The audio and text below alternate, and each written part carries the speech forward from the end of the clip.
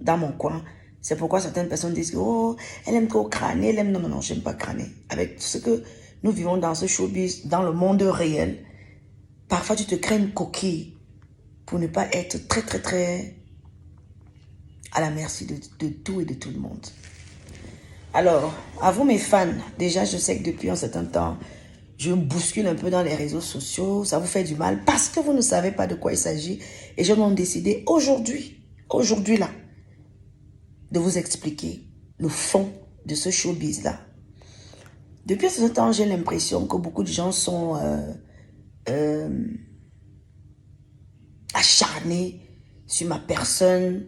Et depuis un certain temps, c'est coco, gna, gna, gna. Il y a toujours quelque chose qui ne va pas. C'est toi qui subis ça, c'est toi qui subis ça, c'est toi qui... Je me suis demandé que, mais attends un peu. Le problème même que je peux avoir finalement, même, c'est quoi? J'ai même les problèmes avec qui dans le game? Je me suis dit, ok, là je comprends. Et j'ai donc décidé aujourd'hui de vous dire la vérité sur les problèmes que nous avons dans le game entre moi et l'autre. Je vais commencer par énumérer le premier problème. Il y a de cela quelques temps,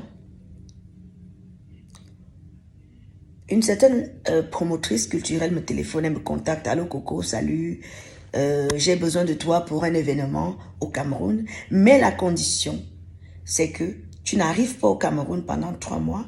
Tu ne prestes pas au Cameroun pendant 3 mois. Et tu seras accompagné dans ce plateau avec Linda Raymond et Dora Deka. J'ai dit, ok, c'est magnifique, c'est une belle idée, c'est un beau plateau. Waouh, oui, j'accepte les conditions.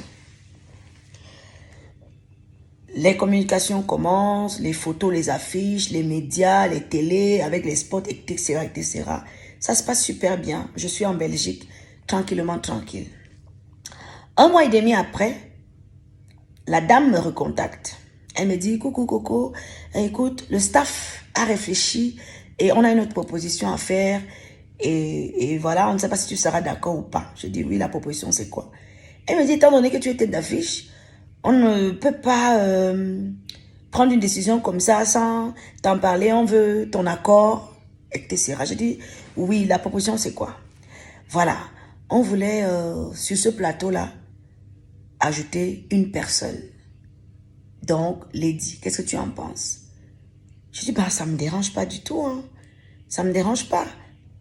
Si vous pensez qu'il faut ajouter Lady, c'est magnifique. Même, ça va nous bousculer un peu plus. Il y aura beaucoup plus d'émotions dans cet événement. Moi, j'ai d'accordise. Hein. Je trouve que c'est une très, très belle idée. Alors, la dame me dit, Liliane me dit, ok, formidable, etc. Voilà, voilà, voilà. Voilà que le plateau est constitué de moi, Linda Raymond, Dora Deka et Lady. Sans souci, les communications se passent sans problème et nous envoient les billets d'avion. Moi, j'étais en Belgique. Linda Raymond était à Paris. Ben alors, comme on devait prendre le même vol, j'ai décidé que je quitte ma famille, mes enfants et mon mari pour venir dormir à Paris parce que le vol était très tôt le matin. Je viens dormir à l'hôtel Ibis à Paris. Le lendemain, je me dirige à l'aéroport. Quand je suis à l'aéroport, je reçois un coup de fil. C'est la promotrice qui m'appelle. Écoute Coco, vraiment, je ne sais pas comment je peux te l'annoncer. Il y a un souci, etc., etc. J'ai dit, il y a quel souci? Moi, je suis à l'aéroport. Il y a quel souci? Je suis déjà là. Elle me dit, bon, je vais parler de 1000 feux, je ne vais pas te cacher. Je t'appelle aujourd'hui parce que j'ai essayé de négocier. Depuis, je négocie, mais toujours rien. Ta sœur dit qu'elle n'est pas prestée sur le même plateau que toi. Je dis, waouh! Elle n'est pas prestée sur le même plateau que moi, ça veut dire quoi? Oui, on a essayé de tout faire, elle est catégorique, elle ne veut pas presser dans le même plateau que toi, aussi ou dans, comme ça sort, comme ça sort. Elle refuse de prester avec toi. Je dis, waouh! Et il y a quel problème? Elle dit qu'elle ne connaît pas le problème qu'elle a. Je lui dis que, mais, et toi, qu'est-ce que tu en penses? Elle dit, oh, elle ne sait pas. Comme en ce moment-là, Ils avaient beaucoup de sponsors, d'où le sponsor majoritaire était des gens chez qui elle était égérie. Donc elle dit, c'est la condition qu'elle a donnée. Tu ne dois pas être sur son plateau. J'ai dit ok.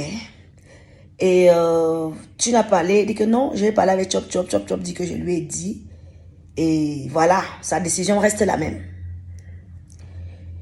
Et je lui dis, qu'est-ce que tu proposes donc que je fasse? Et je voudrais rappeler que bien avant, Liliane de Massoc devait me donner mon argent. Donc elle me propose qu'elle doit me donner mon argent. Et moi je lui dis, elle doit me donner la compte, l'avance de mon cachet. Je lui dis, non, j'ai pas besoin de l'avance de mon cachet. Je préfère avoir tout mon argent une fois. Parce que j'ai pas envie d'avoir un petit argent. Moi, je préfère avoir un gros argent pour faire mes business, mes placements, mes investissements. Donc, tu peux rester même avec l'argent de l'avance. Quand j'arrive au Cameroun, tu me donnes tout mon argent.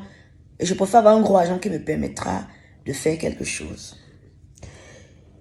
J'appelle Linda. Je dis à Linda que, écoute, je devais déjà aller au check-in, mais malheureusement, elles me disent que, voilà la nouvelle qu'on m'annonce, que Lady dit que elle ne veut pas sur son plateau, alors qu'un plateau préalable qui était le mien, que je l'ai accepté, on me demande que moi je ne joue plus. Je dis à Liliane, je fais quoi? Elles m'ont demandé de repartir, de rentrer dans ma famille à Bruxelles. Ce que je fais à l'immédiat, j'appelle Lady. Je l'appelle au téléphone. Ce que je vous dis, c'est la vérité. Hein. Je ne suis pas une gamine et j'assume mes propos. J'insiste sur ça. J'assume mes propos. Je l'appelle au téléphone, je lui dis, oui, bonjour, c'est Coco. Oui, je dis, mais j'ai un plateau, je suis tête d'affiche. On me propose, si tu peux jouer sur mon plateau, j'accepte parce que chacune est là pour chercher son argent. Ta présence ne me dérange nullement dans la mesure où ton argent n'entrera pas dans mes poches, mon argent n'entrera pas dans tes poches. On est là pour le game. Nous avons nos familles, nos enfants, nos employés à nourrir. Et l'argent qu'on peut avoir permet aussi à nos employés de nourrir leur famille. De scolariser leurs enfants, de soigner même leurs enfants dans les hôpitaux.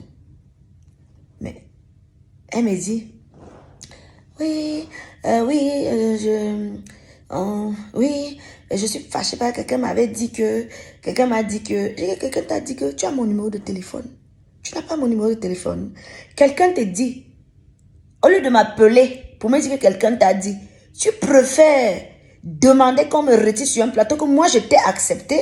Est-ce que c'est logique? Selon toi, est-ce que tu trouves que c'est logique? Elle dit, en tout cas, moi je suis à la pompe à essence. Hein, et à la pompe à essence, elle peut utiliser mon téléphone. Donc je vais raccrocher. Elle raccroche le téléphone. J'appelle le père de son enfant, monsieur Blaise Eyoum. Blaise Eyoum, vous allez m'excuser, hein. Vous êtes au courant de ce problème-là, donc je suis obligée de parler de ça. Parce qu'il y a un ras-le-bol où j'étouffe. Et mon attitude commence à déranger les gens qui me connaissent, mes fans, mon public et les amoureux de la culture. Donc, je suis obligée de raconter et dire les vérités aux véritables. Aujourd'hui, je vais dire aujourd'hui la vérité. Je prends mes clics et mes claques. Je retourne retrouver ma famille. Ma famille qui savait bien évidemment que je suis déjà dans l'avion pour le Cameroun. Tous mes enfants sont maman, mais c'est...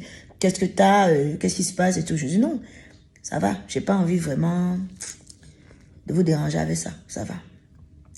Pendant que je suis en train de repartir en Belgique, Linda Raymond qui est supposée, elle allait au Cameroun. Moi, je savais que, si c'est moi qu'elle ne veut pas, peut-être que Linda est partie.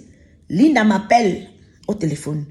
Linda me dit que la gomme vient aussi de m'appeler là, que ça ne sert à rien que j'aille au pays. Je ne joue pas. J'ai dit,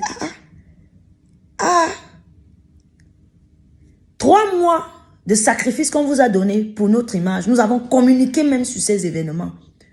C'est moi qui ai accepté ma soeur à côté de moi. Et vous me dites au jour d'aujourd'hui que elle demande qu'on me retire sur la scène. Et Linda aussi est retirée de la scène. Et on découvre la nouvelle affiche. Elle est tête d'affiche. Dora Deka est restée et Grâce Deka. C'est une affiche qui était notre affiche où on a commencé à communiquer depuis. Ils nous enlèvent à la dernière minute alors que c'était organisé que quand on arrive au Cameroun, ils nous prennent en charge.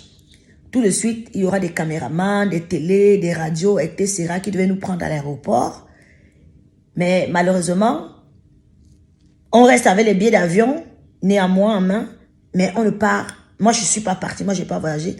Linda, elle m'a dit qu'elle voyage parce que son époux et ses enfants sont au Cameroun. Elle continue le voyage. Moi, je suis retournée en Belgique. Fin des débats. Ça, c'est le premier point. Le deuxième point. Je vais commencer par l'événement qui s'est passé il y a peu de temps ici chez Monsieur le maire. Alors, je suis invitée chez Monsieur le maire, Monsieur Yokio Nana, que je cite ici, bien sûr, qui me dit c'est l'incroyable anniversaire de son épouse et il souhaite réellement ma présence et voilà, ce serait bien de se retrouver, d'être ensemble. Il y aura des personnalités, des artistes, etc. J'ai dit waouh, merci Monsieur le maire, ok. Dans mon calendrier, je m'arrange à être présente. Je m'arrange bien évidemment à être présente. Alors, moi je suis à Saint-Mélimant en journée parce que j'avais un événement là-bas. Je reviens, c'est vrai que c'est un peu tard. Il me demande est-ce que tu seras là, est-ce que tu seras là à temps et tout. C'est mon bras gloire qui m'appelle. Je dis ok, je suis déjà sur la route. J'arrive à l'événement de la dame de Monsieur le maire à 23h. Quand j'arrive à 23h, l'autre sœur arrive également à 23h. Alors, Monsieur le maire demande à une équipe de venir s'occuper de moi. Tout de suite, l'équipe vient me prendre devant le portail. Elle est lente avant moi. Moi, j'entre et ils vont m'installer dans le salon de Monsieur le maire. Et elle est installée en bas avec Roger Desmaléas, Alain Dester, Madame Dester, et beaucoup d'autres personnes qui étaient avec eux.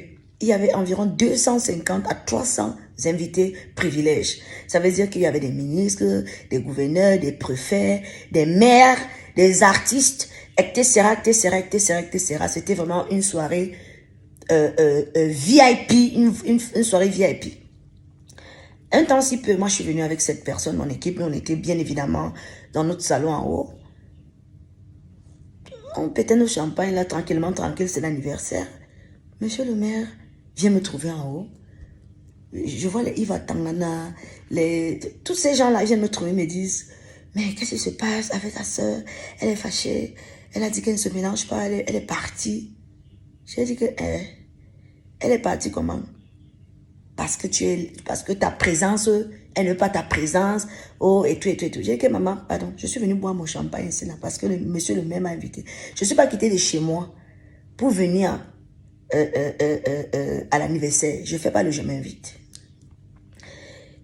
Elle est partie. Bon, c'est ce qu'on m'a expliqué. Le monsieur Yves Atana vient me demander avec monsieur Serge Tamba, s'il te plaît, Coco, est-ce que tu peux alors accompagner madame le maire avec le gâteau? C'est elle qui était supposée faire ça. Hein, je vais dire qu'elle est plus proche que moi. Est-ce que tu peux prester à cette soirée? J'ai dit, bah, moi, j'ai pas de souci. Hein. On m'appelle d'aller accompagner madame le maire avec le gâteau à l'entrée. C'est moi qui chante joyeux anniversaire. Tranquillement, tranquille. Elle n'est plus là, elle est partie parce que je suis là. Je leur offre une prestation. Ça se passe bien. Tout le monde est, pourquoi elle a fait ça, et tout, et tout. Ça ne fait même pas 2 ou 3, 4 heures de temps. Elle est déjà sur Internet en train d'insulter, d'avancer des propos. La crise, merci Seigneur de m'avoir ouvert les yeux. Tu m'as montré les gens avec lesquels je marche. Tu m'as. Tout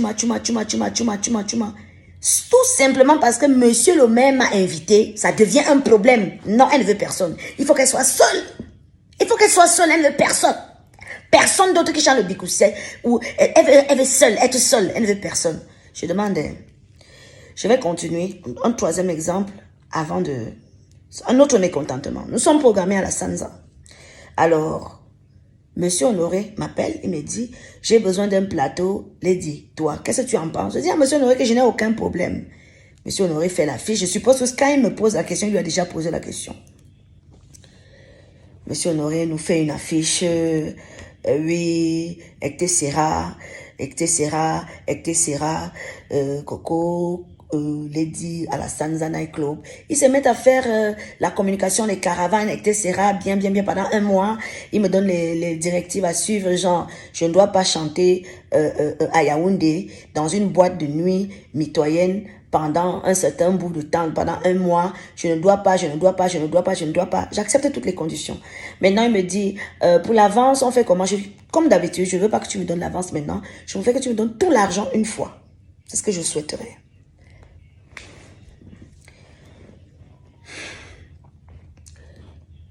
Je suis là, moi je sais que j'ai pas de soucis, je suis chez moi, au Cameroun même, là j'étais au Cameroun à la maison. Un de mes fils DJ, donc ça veut dire que j'ai un jeune DJ qui est venu me voir, qui voulait du boulot, il voulait animer à tel endroit. Je suis allée voir Monsieur Honoré, qui est le propriétaire de la Sanza.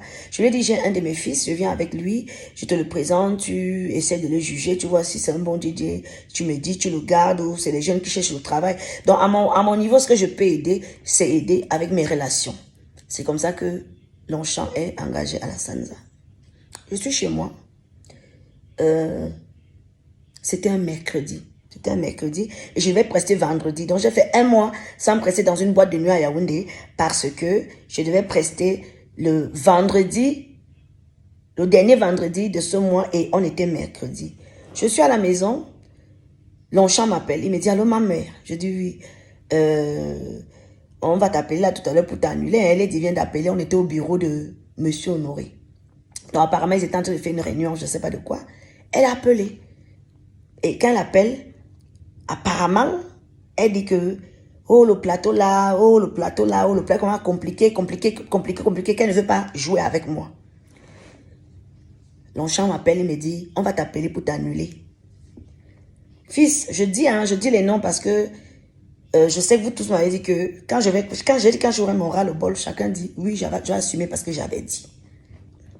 Et d'ailleurs, ce que tu as dit, c'est vérifié. Donc, voilà. On va t'appeler là, que tu ne me prestes plus et tout. Parce qu'elle a appelé qu'elle ne veut plus prester avec toi. Et je confirme même ses propos. Parce que 2 heures après, Paul Désir m'appelle au téléphone. Allô, Coco? Tu as eu Monsieur Honoré au téléphone? Je dis non, je ne l'ai pas eu. Pourquoi? Il vient de donner l'ordre médiatique qu'on arrête toute communication sur ton événement. Je dis, ok, comment ça? Aujourd'hui, c'est mercredi. Je dois jouer vendredi. Et je n'ai même pas d'abord pris l'avance. Comment se fait-il que on m'annule? Longchamp m'avait déjà dit qu'on va m'annuler. Et il m'avait donné la raison. Et je confirme ce que Longchamp dit dans la mesure où 2 semaines après qu'il m'ait annulé, j'ai rappelé d'abord Monsieur Honoré. Je l'ai appelé à 20, il ne m'a plus jamais décroché au téléphone. Jamais décroché alors que j'avais de bons rapports avec lui avant. 2 semaines après, ils refont une affiche. Oui, à la Sanza Night Club, elle est seule sur l'affiche. Donc, ils ont annulé mon événement où moi, j'étais avec elle.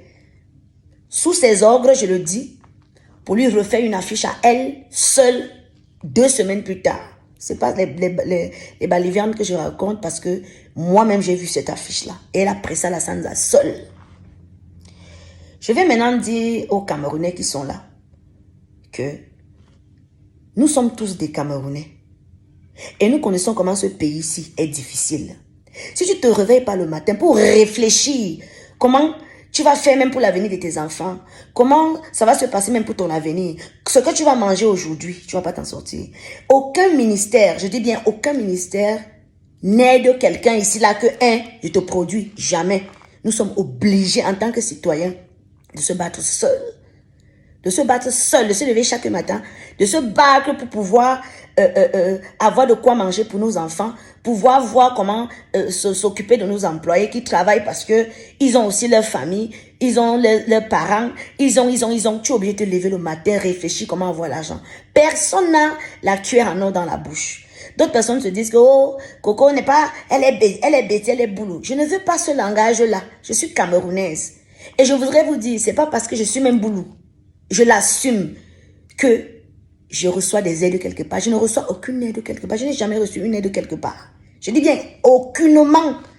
Je suis obligée de me réveiller seule pour réfléchir.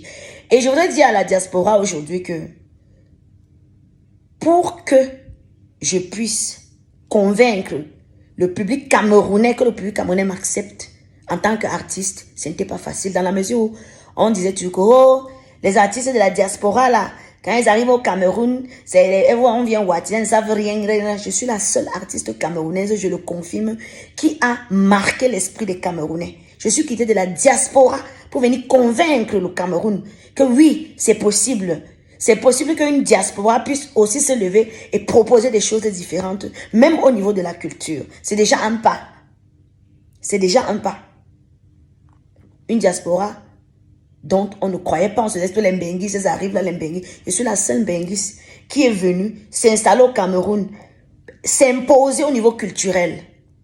Et je vous dis, pour arriver à ce niveau, ça n'a pas été facile pour moi. Ça n'a pas été facile pour moi. Vous avez vu mon père, le pygmée de Djoum. Il a pris sa retraite et vit dans son village là-bas. Ma maman à moi, elle est décédée, elle est morte. Donc je suis obligée depuis très jeune,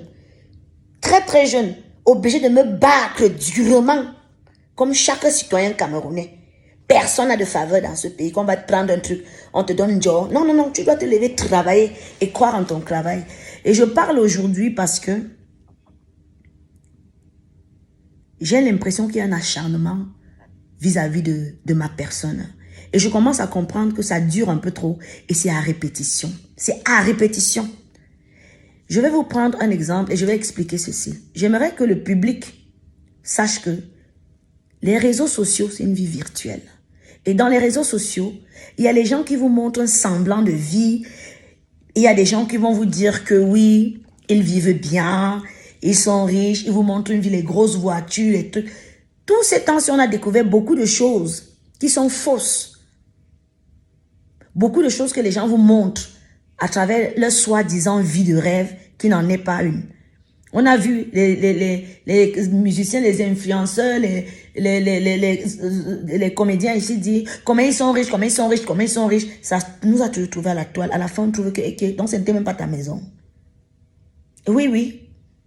Nous avons vu les gens nous dire que oh, il a telle voiture, à la fin, on découvre que ce n'est pas ta. C'est pour dire que même au niveau de l'attitude, il y a de la manipulation virtuelle. Il y a la manipulation virtuelle. Ça veut dire que une personne te fait du mal, mais quand elle vient arriver devant vous, elle fait doucement, doucement, elle vous dit ce que vous voulez entendre. Alors que dans la réalité, il y a beaucoup de blessures. Et je constate que vous faites beaucoup plus confiance à la vie virtuelle qui n'en est même pas qui n'est même pas une vie réelle. La vie virtuelle, c'est ce qu'on veut vous faire voir. Je voudrais dire, hein, je vais attaquer quelque chose.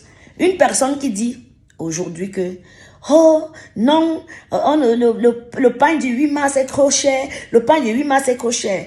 Bon, c'est une revendication quelque part pour nous amener à baisser le prix du pain. Oui, les femmes ne devraient plus, on nous donne les nouvelles qu'on ne doit plus porter le pain, on doit plus... Mais c'est toi qui viens parler du pain du 8 mars de façon virtuelle pour montrer au public que tu as pitié du public. Mais le même jour, le même soir, c'est toi qui portes ce pain.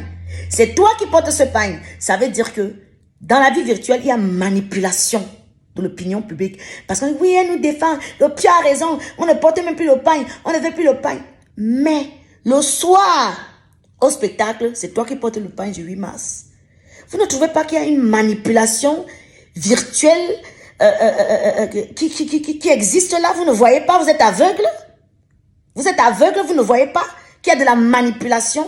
Et au jour d'aujourd'hui, je voudrais dire, quand les gens me disent, oh, le boycott, est-ce que, je répète et je réitère mes propos. Dis-moi avec qui tu marches, je te dirai qui tu es. Il y a de cela quelques temps, j'espère que tout le monde se souvient, hein, où un membre de la base, comme on va dire, ils vont m'excuser de les citer, hein, mais je dois le faire, est venu faire une petite vidéo pour dire, oui, je vais dire quoi, j'entends te dire la vérité aujourd'hui. Ta soi-disant sœur, elle est là, elle a envoyé les gens et tout, et tout, et tout. Pourquoi vous ne voulez pas que je croie en ça? Puisque je sais exactement ce que j'ai vécu, que je vis avec elle. Je dis que M. Nyat Barano a fait une vidéo. La vidéo, elle est toujours sur Internet, dans les réseaux sociaux, pour dire qu'elle était derrière. Pourquoi vous ne voulez pas que je croie en ça? alors que je sais exactement ce que j'ai déjà vécu avec elle dans le noir. Alors, aujourd'hui, je m'exprime parce que je veux parler à mon public qui me demande depuis qu'est-ce qui se passe même, qu'est-ce qui se passe, pourquoi Coco 1 est comme ça. Je vous explique la vérité. Et puis, je voudrais dire, chaque personne, chaque citoyen camerounais, je veux parler de la diaspora, s'est levé. D'autres ont pris le Boza, le désert. D'autres ont voyagé dans les conteneurs. D'autres ont voyagé dans les bateaux. Ceux qui sont morts en route, ceux qui ont continué, les rescapés, se sont en sortis. D'autres ont voyagé normalement. Moi, je me suis battue toute seule pour me faire. Je me suis faite toute seule, je le dis. Oui, je me suis faite toute seule. Toute seule. Je veux dire que j'ai eu même la chance d'être accompagnée par de belles personnes à qui je dis merci aujourd'hui. Et je leur exprime aussi ma désolation parce que ils savent que je ne parle pas généralement, je prends sur moi. Mais à un moment de la vie, je pense qu'il faut parler. Il faut parler. Je me pose une question. Toi qui es toujours en train de rire, fais semblant là. Vous m'avez accusé généralement pas, mais si j'arrive à ce point où je commence à être désagréable dans les réseaux sociaux et que je décide de sortir, c'est parce qu'il y en a marre. Et faites très très attention aux manipulateurs. Faites très attention aux manipulateurs. Les manipulateurs vous montrent un visage doux, un visage innocent. Non, non, non, non. Mais à la fin, c'est quoi? Je vais prendre un dernier exemple. La dernière fois, j'ai eu des quiproquos avec une de mes consoeurs. Je vais citer Claps, qui s'est fâchée. Elle est venue parler dans les réseaux sociaux, etc., etc. Une grande sœur comme l'autre, qu'est-ce que tu aurais dû faire? Appeler Claps, m'appeler et dire que les filles, asseyez-vous, arrêtez-moi ça. Mais qu'est-ce que tu as fait? Pendant que Claps était en train de bavarder, de parler, de faire des trucs, tu es parti. Appeler Claps maintenant pour qu'elle devienne ta styliste, alors que moi, je travaille avec Claps depuis plus de 6 ans. J'ai travaillé avec Claps pendant 6 ans. Je veux bien accepter que Claps a travaillé avec beaucoup d'autres artistes, mais il faut savoir qu'il y a les artistes qui ont les auras plus forts et plus positifs. Que quand ils te touchent, tu deviens or. C'est comme ça. Il y a les artistes que quand ils te touchent, tu deviens or. Finalement, tu as pris Claps, c'était pour m'énerver. C'était pour me faire mal. Mais à la fin, pourquoi tu l'as jeté? Tu l'as jeté, tu lui as promis que c'est elle qui va t'habiller à tel endroit. Mais à la fin, tu l'as encore jeté. Tu l'as jeté pourquoi? Parce que tu l'as utilisé le temps que tu avais besoin pour me faire du mal. Et après, tu n'as plus besoin d'elle. On appelle encore ça de la manipulation. Ce que je souhaite au jour d'aujourd'hui, c'est que vous me laissez tranquille. Fichez-moi le camp. Ah oui, je vous le dis. Fichez-moi le camp, fichez-moi la paix. Parce que moi, je ne vous dois rien. Je ne dois rien à personne. Et en même temps, je ne reçois aucune faveur. Je dis bien aucune faveur venant de qui que ce soit. Je suis obligée de me lever comme chaque Camerounais, chaque Camerounaise et me battre de moi-même pour mon avenir, pour l'avenir de mes enfants, de ma famille, de mes employés, de mes danseurs, de toutes les personnes qui sont autour de moi, même mes amis. Je suis obligée de me battre parce qu'en moi, j'ai des responsabilités énormes et énormes et énormes pour que mon père vieillisse bien. S'il vous plaît, fichez-moi la paix. Et je dis non à la diaspora négative. Parce que la diaspora négative aujourd'hui est en train de créer un groupuscule de personnes qui veulent gérer la culture sélective. Est-ce que la diaspora positive en elle, elle n'a rien à dire là-dessus? Est-ce que la diaspora positive, vous trouvez que c'est normal d'humilier les gens alors que nous vivons tous les mêmes déboires? Vous croyez que il y a du privilège quelque part? Il n'y a pas de privilège quelque part. Nous sommes obligés de nous battre tous les... Je suis obligée de me battre comme chaque Camerounais. Je n'ai aucun privilège. Je vous dis, aucun privilège quelque part. Je n'ai aucun privilège quelque part. Dans la diaspora négative, le groupuscule de personnes se sont formées pour mettre les Camerounais mal à l'aise. Si vous voulez, vous avez votre problème de revendication, revendiquer à qui de droit? À qui de droit? À qui de droit? Pourquoi est-ce que cette diaspora autrement positive, où on riait ensemble, on marchait ensemble, on dansait ensemble, on souriait ensemble, veut se diviser pour un problème qui